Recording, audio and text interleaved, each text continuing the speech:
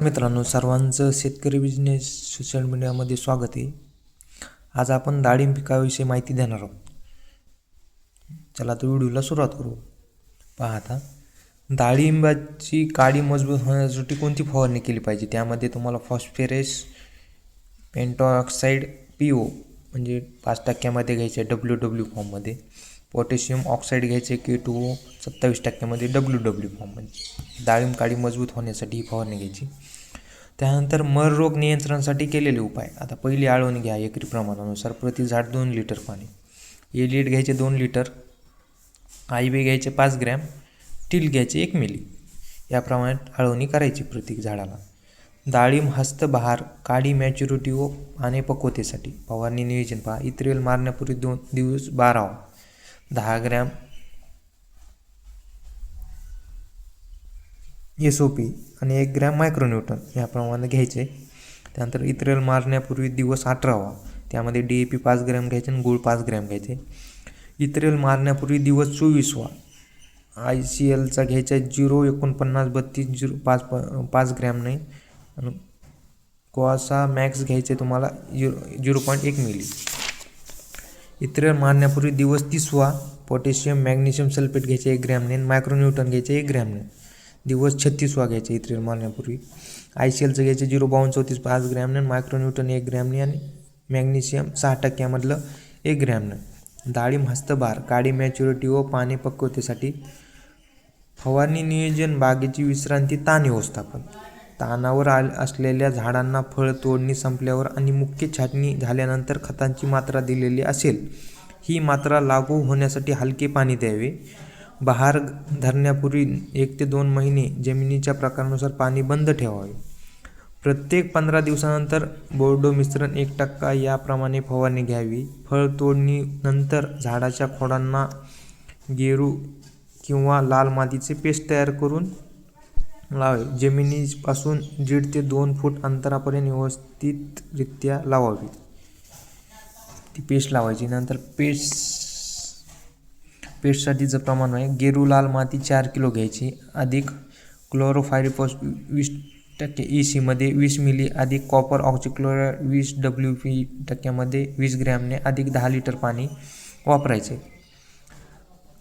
आता पहा, डाळिंब सर्कोस्पोर रोगाची लक्षणे व उपाय. डाळिंब पिकातील सर्कोस्पोर डांबरी रोगाचे व्यवस्थापन.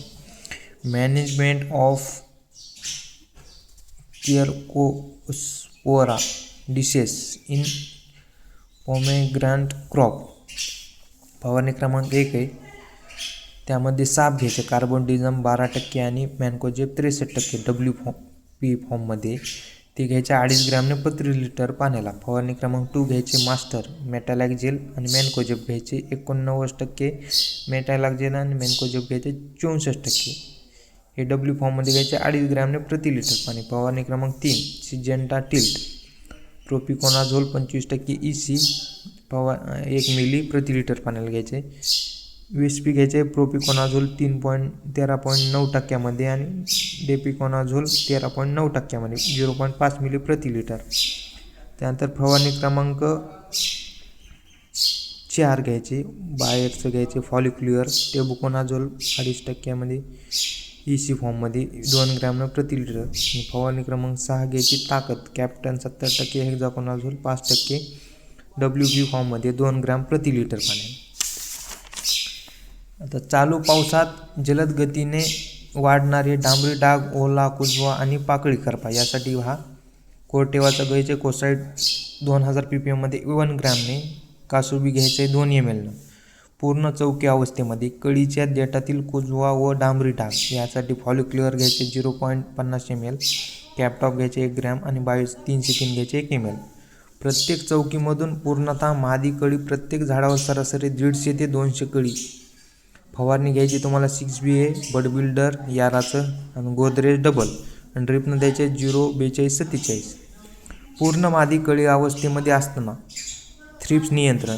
नेटिव्ह घ्यायचे 0.5 ग्रॅमने, ग्रोसिया घ्यायचे 0.80 ml. याप्रमाणे फवारणी घ्यायची. रोज सकाळी वाढणारे धुके आणि सतत ओले राहणारे झाड यामुळे नवीन वाढणारी डांबरी डाग, पाकळी, करपा या नियंत्रणासाठी घ्यायचे स्कोअर 0.50 ml. कुमान घ्यायचे L 2 ml आणि अळिका घ्यायचे 0.50 ml. अनावश्यक निघणारा फुटवा, नवती आधार शेंडा, वेस्पा घ्यायचे 0.50 ml. सिलिकॉन घ्यायचे 2 ml. ॲम्प्लिगो घ्यायचे 0.40 ml. पूर्ण सेटिंग अवस्था व कळी गाठ अवस्था असेल तर फवारणी घ्यायची ॲग्रोस्ट्रॉक घ्यायचे 2 मिली आणि 0:40:37 घ्यायचे 3 ग्रॅम. ड्रीमनं द्यायचे टाटाचं एकोफेट आणि ग्रेड 1 10 ग्रॅम 10 किलो. एक समान मादी कळी संख्या कळीची निघण्यासाठी फवारणी घ्यायचे 0:48:36 5 ग्रॅमनी. सुपर कॉम्बो घ्यायचे 1 ग्रॅम. फुल राणी घ्यायचे 2 ml. TSP घ्यायचे 4 किलो आणि बहार घ्यायचे 10 ml. हे ड्रिपनं द्यायचे.